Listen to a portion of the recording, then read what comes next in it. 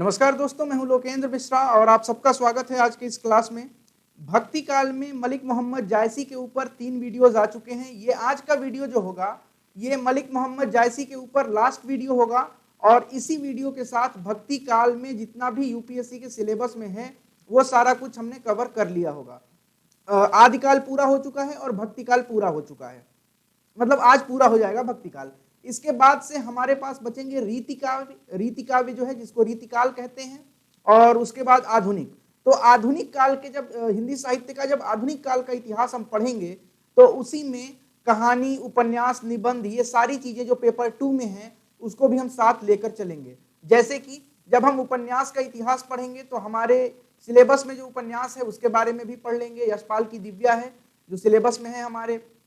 जब हम नाटक की बात करेंगे, नाटक का उद्भव और विकास पढ़ेंगे, तो उसके ठीक बाद पेपर 2 में जो हमारे पास एक नाटक पढ़ना है, हमें 2 नाटक पढ़ने हैं वैसे तो उन दोनों को हम पढ़ेंगे। उसके बाद कहानी का इतिहास पढ़ेंगे, तो एक दुनिया समानांतर पूरी किताब में जितनी कहानियां हैं वो, प्लस प्रेमचंद की सर्वश्रेष्ठ कहानियां जो कि मानसरोवर भाग 1 है, अमृत राय के संपादन में जो छपी थी, प्रेम मंजूषा नाम से किताब है। इसके बाद उपन्यास में हमें गोदान भी पढ़ना है। तो ये सारी चीजें, जितनी भी चीजें हैं सिलेबस में, वो हम पेपर 2 वाला भी पैरेलली आधुनिक काल के इतिहास के साथ ही पढ़ते चलेंगे। तो चलिए शुरुआत करते हैं आज के इस टॉपिक की। इसके पहले अगर आपने वीडियो लाइक नहीं किया, मतलब अगर आपने चैनल सब्सक्राइब नहीं किया है तो चैनल जरूर सब्सक्राइब कर लीजिएगा। लाइक तो आप देखने के बाद करेंगे, लाइक और कमेंट देखने के बाद करिएगा।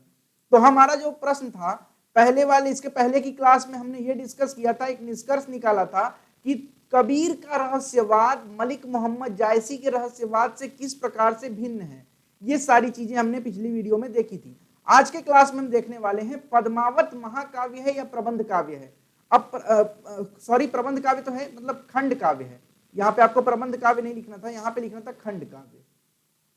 ये हो जाएगा, आप ऐसे लिखिए, एक सेकेंड, इसको हम लिखेंगे खंड काव्य। अब इस क्यों लिखा जा रहा है खंड काव्य? प्रबंध काव्य को मैंने बताया था कि या तो खंड काव्य होगा या तो महाकाव्य होगा। हमने पहले ही वीडियो में बता दिया है कि महाकाव्य और खंड काव्य में क्या अंतर है। अगर आपने नहीं देखा है तो पीछे के वीडियोस में आप जाएंगे, आपको आसानी के साथ वहां पे मिल जाएगा। तो चलिए बात करते हैं, पद्मावत महाकाव्य है या फिर एक खंड काव्य है। अब ये प्रश्न इसलिए उठता है साहित्य में कि यदि कोई रचना ऐसी है जो वृहद आकार में है और काव्य है और प्रबंधात्मक है, तो प्रश्न अपने आप उठने लगता है कि इसे हम खंड काव्य माने या महाकाव्य माने। अलग अलग विद्वानों ने अलग अलग तरीके से व्याख्या की है पद्मावत की। शुक्ल जी ने कहा है कि ये एक प्रेम गाथा है और पूरा जीवन चरित नहीं है, जबकि महाकाव्य में पूरा एक जीवन चरित होता है। महाकाव्य का मतलब इस तरह से होता है कि मैंने क्या होता है वो तो मैंने डिस्कस किया हुआ है कि 8 से अधिक सर्ग होने, 8 या 8 से अधिक सर्ग होने चाहिए, अध्याय जिसको कहते हैं। उसके अलावा उदात्त चरित्र, उदात्त उद्देश्य, ये सारी बातें होती हैं।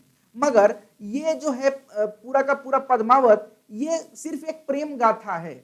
यहाँ पर पद्मावती और रत्नसेन के बीच का प्रेम संबंध दिखाया गया है, पूरा जीवन चरित्र नहीं दिखाया गया है। यदि पूरा जीवन चरित्र जन्म से लेकर और अंत तक दिखाया जाता तो हम इसे महाकाव्य मानने की तरफ एक कदम आगे बढ़ा सकते थे। माता प्रसाद गुप्त जी ने कहा कि नहीं, ये महाकाव्य है, जबकि नित्यानंद तिवारी ने कहा कि हर काव्य को महाकाव्य की कसौटी पर ही क्यों परखा जाए। कोई रचना बड़ी हो गई, इसका मतलब ये नहीं होता है कि हम उसमें खंड काव्य या महाकाव्य के ही गुण देखने लगे। क्यों न हम उसे एक अलग तरीके से देखने की कोशिश करें, न तो वो खंड काव्य हो न तो वो महाकाव्य हो, ऐसा देखने का प्रयास क्यों न हम लोग करें। महाकाव्य, अब देखिए महाकाव्य में क्या होता है, पूरे जीवन चरित्र के बारे में दिखाया जाता है, जीवन के सभी पक्षों का चित्रण। जैसे रामचरितमानस का आप उदाहरण ले लीजिए, तो रामचरितमानस को महाकाव्य कहा जाता है। इसी आधार पर कहा जाता है कि रामचरितमानस में एक पूरे जीवन चरित्र का उल्लेख किया गया है। वहां पे राम के जन्म से लेकर और अंतिम समय तक, हालांकि मृत्यु का वर्णन नहीं है, मगर जहां तक वर्णन किया गया है वो अपने आप में पूरी तरह से महाकाव्य को प्रूफ करता है कि वो एक महाकाव्य है। ठीक है। प्रबंध काव्य में क्या होता है कि रसात्मकता होनी चाहिए। प्रबंध काव्य का प्रमुख उद्देश्य जो होता है वो होता है रसात्मकता। ये हमने कहा ना कि ये महाकाव्य है या प्रबंध काव्य है, तो रसात्मकता होनी चाहिए। तो रसात्मकता तो यहाँ पर भी है, यहाँ पर रसात्मकता तो है ही ना, लेकिन उसके बाद भी हमें इसको महाकाव्य की कसौटी पर अगर कसना है तो हमें एक उदात्त प्रभाव भी देखना होगा। उदात्त प्रभाव क्या होता है? पूरी कथा पढ़ने के बाद, पूरा काव्य पढ़ने के बाद व्यक्ति जिसने उस किताब को या उस काव्य को पढ़ा है उसके ऊपर प्रभाव क्या पड़ रहा है। यदि कुछ प्रभाव पड़ता है और वो उदात्त प्रभाव है, तब हम मानेंगे कि वो जो काव्य है वो महाकाव्य हो सकता है। उदात्त उद्देश्य भी उसका उत्तम एक उद्देश्य भी होना चाहिए। इन सारे चीजों से अगर हम पद्मावत में अब तक जो आपको मैंने बताया है, अगर उसको देखा जाए तो हम ये कह सकते हैं कि पद्मावत महाकाव्य नहीं है। तो अब बात आती है फिर कि मसनवी शैली है कि भारतीय शैली है। तो इसके बारे में भी मैंने चर्चा की थी कि शुक्ल जी ने कहा कि कहीं कहीं मसनवी है, कहीं पे भारतीय शैली है। तो हमने डिस्कस किया था, तो हम इस रूप निष्कर्ष पे पहुंचे थे कि न तो ये पूरी तरह से भारतीय है और न ये पूरी तरह से अभारतीय ही है, इसलिए ऐसा नहीं किया गया। अब जब हम प्रबंध काव्य की बात करते हैं तो उसका प्रमुख उद्देश्य मैंने आपको बताया कि रसात्मकता है। अब रसात्मकता का निर्धारण हम इस बात पे करते हैं कि रसों, कितने प्रकार के रसों का प्रयोग किया गया है, मतलब रसों में किस कैसी विविधता है। तो पद्मावत की अगर बात करें तो मूलतः हमें 3 रस देखने को मिलते हैं। एक तो श्रृंगार रस देखने को मिलता है, दूसरा उसके साथ हमें करुण रस देखने को मिलता है, और तीसरा एक कहीं कहीं पे हमें वीर रस देखने को मिलता है। ये 3 ही रस देखने को मिलता है। उसमें भी जो अनुभाव और संचारी भाव होता है ये कम मात्रा में है, फिर भी 3 रस तो एटलीस्ट है ही। अब हम बात करें सर्गों की, तो भाई ये तो 57 सर्ग में है, 57 अध्यायों में अलग से ये बटा हुआ है, खंडों में बटा हुआ है। मसनवी परंपरा की अगर हम बात करें तो उसमें ऐसा कुछ नहीं दिखता है, खंडों में विभाजित नहीं होते हैं मसनवी। पद्मावत में एक ही छंद का प्रयोग नहीं किया गया है, जबकि मसनवी में क्या होता है कि एक ही छंद का प्रयोग करते हैं। तो ये वाली जो एक बात थी ना कि मसनवी है कि क्या है, उसके बारे में हमने चर्चा की। अब देखिए भारतीय शैली और मसनवी शैली, ये मैं पहले भी बता चुका हूं आपको कि सर्गों में विभाजित होता है तो प्रबंध काव्य होता है। महाकाव्य के लिए मैंने बताया था कि 8 सर्ग मिनिमम होने चाहिए, लेकिन अंत में निष्कर्ष हमने यही निकाला कि वो ऐसा नहीं है। अब हम बात करते हैं कि पद्मावत महाकाव्य है या प्रबंध काव्य, इसका एक निष्कर्ष निकाल लें तो निष्कर्षतः हम ये कह सकते हैं कि पद्मावत को महाकाव्य या प्रबंध काव्य की कसौटी पर नहीं कसा जाए तो बेहतर है। इसे पूरी तरह से आप नकार नहीं सकते हैं कि ये महाकाव्य नहीं है, और पूरी तरह से ये भी नहीं कहेंगे कि महाकाव्य है। अतः इस बारे में चर्चा करना ठीक नहीं होगा। चर्चा तो मतलब करना होगा, मतलब एक निष्कर्ष पर निकलना, पॉजिटिव या निगेटिव वाले निष्कर्ष पर निकलना ठीक नहीं होगा। अब हम आगे बढ़ते हैं, आगे बात करते हैं पद्मावत के शिल्प के बारे में। जितनी भी लोगों की रचनाएं हमने पढ़ी हैं अब तक, कबीर का पढ़ा, उसके बाद हमने पढ़ा तुलसी, और उसके बाद अब हम जायसी पढ़ रहे हैं, सूरदास पढ़ा था। इन सब में हमने शिल्प पक्ष देखा था कि काव्य का उनके शिल्प क्या है। अगर हम पद्मावत के शिल्प की बात करें तो काव्य का रूप क्या है, अगर हम सबसे पहले बात करें पद्मावत का काव्य रूप क्या है, तो काव्य रूप में शुक्ल जी ने कहा था कि ये मसनवी शैली है, मसनवी परंपरा का है। फारसी भाषा में जो मसनवी शैली होती है, इन्होंने कहा कि ये मसनवी काव्य है। लेकिन न तो ये महाकाव्य है न तो गैर महाकाव्य है। अंत में हम इसको कहते हैं कि ये प्रेमाख्यानक काव्य है। प्रेमाख्यानक काव्य का मतलब ये होता है ऐसी रचना जिसमें प्रेम का आख्यान हो, प्रेम के बारे में वर्णन किया गया हो। रस वैविध्य में यहाँ पे कमी हमने अभी देखी कि 3 तरह के रस हैं यहाँ पे, और उसके अलावा कोई रस नहीं है, जबकि टोटल 9 रस होते हैं और हमें पद्मावत में मूलतः 3 रस देखने को मिलते हैं। उसमें भी श्रृंगार और विरह वाला जो पक्ष है वो ज्यादा मजबूत दिखाई देता है। अब देखिए ये कहीं कहीं पे इसका काव्य का जो रूप है कहीं कहीं पे बोझिल दिखाई पड़ता है। बोझिल इस तरह दिखाई पड़ता है कि जब अलाउद्दीन, आप याद करिए मैंने हर एक प्रसंग आपको बताया है, हर एक खंड में कब क्या हुआ है पूरा डिस्कस किया। अगर आपने नहीं देखा तो पीछे के वीडियो जरूर देखिएगा। जब अलाउद्दीन को खाने पर बुलाते हैं रत्नसेन, तो वहां पकवानों की एक लंबी सूची दे दी गई है जो कि इसको बोझिल बनाती है। उसके अलावा फलित ज्योतिष पर जो विचार किया है, फलित ज्योतिष के बारे में जो चर्चाएं हुई हैं, वो कहीं ना कहीं अनावश्यक और बड़ी ही लंबी दिखाई देती हैं, जिसके कारण जो पाठक है उसको वहां पे लगता है कि इसको स्किप कर दिया जाए। तो काव्य रूप में इसको हम दोष के तौर पर मानेंगे। आगे बढ़ते हैं, आगे हम बात करें कि पद्मावत की भाषा क्या है। तो पद्मावत की जो भाषा है वो ठेठ अवधी है, खालिस अवधी है। अवधी का प्रयोग तो तुलसीदास ने भी किया है, मगर तुलसीदास के अवधी भाषा में और पद्मावती के मतलब जायसी के अवधी भाषा में काफी अंतर देखने को मिलता है। अंतर इस तरह से है कि संस्कृत शब्दों का, तद्भव शब्दों का प्रयोग तुलसी ने पर्याप्त मात्रा में किया है, जबकि हम बात करें अगर जायसी की, तो जायसी ने तद्भव और साथ ही साथ संस्कृत के शब्दों का उस तरह से प्रयोग नहीं किया है। शुक्ल जी का एक कथन है, वो आप नोट कर लीजिए। भाषा के संदर्भ में जब पूछेगा जायसी का शिल्प अगर हम लिखेंगे तो जायसी की भाषा पर शुक्ल जी का एक स्टेटमेंट है, उनका एक कथन है, आप नोट करिए, मैं बता रहा हूं, मैंने यहाँ पे नोट नहीं किया है। कथन ये है कि जायसी की भाषा बहुत मधुर है, जायसी की भाषा बहुत मधुर है, पर उसका माधुर्य निराला है, पर उसका माधुर्य निराला है। वह माधुर्य भाषा का माधुर्य है, संस्कृत का माधुर्य नहीं है। वह माधुर्य भाषा का माधुर्य है, संस्कृत का माधुर्य नहीं है। वह संस्कृत की कोमल कांत पदावली पर अवलंबित नहीं है। वह संस्कृत की कोमल कांत पदावली पर अविलंबित नहीं है, यानी संस्कृत के सहारे वो माधुर्य नहीं मिला है उसको, उसका खालिशपन जो है, उसका जो ठेठपन है, वो उसका माधुर्य लेकर चलता है उसमें। उसके बाद लिखिए, अविलंबित नहीं है के बाद लिखिए, उसमें अवधि अपनी निज की स्वाभाविक मिठास लिए हुए है। उसमें अवधि अपनी निज की स्वाभाविक मिठास लिए हुए है। आगे लिखिएगा, अवधि की खालिस बेमेल मिठास के लिए पद्मावत का नाम बराबर लिया जाएगा। यह आचार्य शुक्ल का कथन था, आपको याद रखना है। अवधि के आरंभिक स्वरूप का दर्शन, अवधि भाषा के आरंभिक स्वरूप का दर्शन देखने को मिलता है। उदाहरण के लिए पृथ्वी के लिए पुहुमी शब्द का प्रयोग है। मुहावरे और लोकोक्तियों का प्रयोग अच्छा खासा हुआ है, जैसे कि सूधी अंगुरी न निकसे घी, मतलब सीधी उंगली से घी नहीं निकलता है, जो हम हिंदी में कहते हैं, उसी को अवधि भाषा में अगर कहें, वो भी अवधि खालिश अवधि ठेठ अवधि में कहें तो कहेंगे सुधी अंगुरी न निकसे घी, मतलब सीधी उंगली से घी नहीं निकलता है। अब हम बात करें कि भाषा में दोष क्या है, तो देखिए भाषा में एक तो लिंग दोष देखने को मिलता है। कैसे? दसन देख के बीजू ल जाना। बीजू का मतलब क्या होता है भाई? बीजू का मतलब है बिजली। अब बिजली पुल्लिंग है कि स्त्रीलिंग? बिजली चमकता है कि बिजली चमकती है? बिजली चमकती है, तो बिजली लजाएगी कि? अब इसमें लजाना जो है ना, ये अपने आप में जो दिखा रहा है, दसन देख के बीज लजाना, ये पुल्लिंग के तौर पर प्रयोग किया गया है। लजानी लिखा होता आपने वहां पे, लेकिन लिखा है लजाना, इसलिए कहीं कहीं पे लिंग दोष वगैरह देखने को मिल जाता है। अपभ्रंश का भी काफी प्रयोग इन्होंने किया है, मुहावरे और लोकोक्तियों का भी प्रयोग पर्याप्त मात्रा में किया है। उदाहरण के साथ मैंने आपको बता दिया, इस तरह के और भी कई उदाहरण मिलेंगे। अलंकार की बात करें, देखिए अलंकार दो तरह के होते हैं, एक होता है शब्दालंकार, दूसरा होता है अर्थालंकार। शब्दालंकार का मतलब होता है, अलंकार का मतलब होता है आभूषण। अब काव्य शोभा करान धर्मान इति अलंकारान प्रचक्षते, संस्कृत में अगर हम बात करें तो काव्य शोभा करान, तो अब काव्य की शोभा करने वाले तत्वों को हम क्या कहते हैं?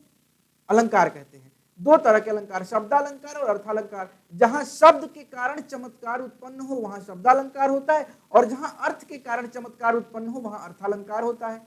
जैसे कि श्लेष, यमक, अनुप्रास, चारुचंद्र की चंचल किरणें खेल रही थी जलथल में, इसमें च च च आ रहा, ये अनुप्रास है। इस तरह से सुभरण को खोजत फिरत कवि कामी और चोर, तो ये जो आपने उदाहरण सुने, ये शब्दालंकार में आते हैं, जहां पे शब्द बोलने से एक चमत्कार उत्पन्न होता है, काव्य में पढ़ने में मजा आ रहा है। लेकिन जहां अर्थ के कारण ये चमत्कार उत्पन्न हो उसे अर्थालंकार कहते हैं। अब यहां मैंने लिखा है कि अर्थालंकार की बहुलता है, इसका ये बिल्कुल मतलब नहीं है कि शब्दालंकार का प्रयोग इन्होंने नहीं किया है, शब्दालंकार का भी बराबर से प्रयोग किया है। मगर अगर एक कंपैरिजन करें तो जायसी के पद्मावत में कहीं ना कहीं अर्थालंकार की बहुलता है। उदाहरण के लिए उत्प्रेक्षा अलंकार का एक शानदार उदाहरण है, पीयूषो कहे उस संदेशना हे भवराहे काग, शोधन विरहे जरिमुई तेहिक धुआं महिलाग। तो यहां पर आपको उत्प्रेक्षा अलंकार देखने को मिलता है। और यह अलंकार क्या होता है, इतना आपको बेसिक चीजें पता होगी, मैं ये सोच के चलता हूं। अगर आपको नहीं पता होगी तो कमेंट करिएगा, एक वीडियो अलंकार पे बना दिया जाएगा। आगे बढ़ते हैं, अब हम बात करें प्रतीकात्मकता की। तो प्रतीकों के माध्यम से जो वर्णन किया जाता है उसको प्रतीकात्मकता कहते हैं या प्रतीक योजना कहते हैं। अब यहां पर जो जायसी के बारे में हम पढ़ रहे हैं, यहां पर प्रतीकात्मकता है। उदाहरण के लिए देखिए, जेह दिन दसन ज्योति निर्मयी, बहुते ज्योति ज्योति ओहि भई, रविशसि नखत दीपहि ओहि ज्योति, रतन पदारथ मानक मोती। प्रतीकों के माध्यम से बात कही जा रही है। गढ़तस बांक जैसी तोरी काया, पुरुष देख ओहि के छाया। अब ये देखिए, रविशसि नखत दीपहि ओहि ज्योति, रतन पदारथ मानक मोती, यानी कि उसकी ज्योति से ही रवि और शशि और नक्षत्र को ज्योति मिल रही है, यह प्रकाश मिल रहा है। तो प्रतीकों का जो प्रयोग किया है यहाँ पे जायसी ने, वो बहुत ही सफलता पूर्वक उन्होंने प्रयोग किया है। अब बात करें छंद विविधता की, कि छंद किस प्रकार के हैं। तो देखिए, मूलतः चौपाई और उसके साथ साथ दोहा का मिश्रण है पद्मावत में। और ये अवधी भाषा, ये तो मैंने पहले ही बता दी है। यहाँ पर बेसिकली अगर हम बात करें इनसे पहले की, जायसी से पहले की रचनाओं में जो अवधि की रचनाएं होती थी, खालिस अवधि की रचनाएं होती थी, उन रचनाओं में 5 चौपाई के बाद एक दोहे देने का एक समझिए कि कन्वेंशन, एक चलता चला रहा था, परंपरा कुछ चली आ रही थी। यहां पर जायसी ने 7 चौपाई पर एक दोहा लिखा, यानी पहले 7 चौपाई लिखेंगे, उसके बाद एक दोहा लिखेंगे, फिर 7 चौपाई, फिर एक दोहा।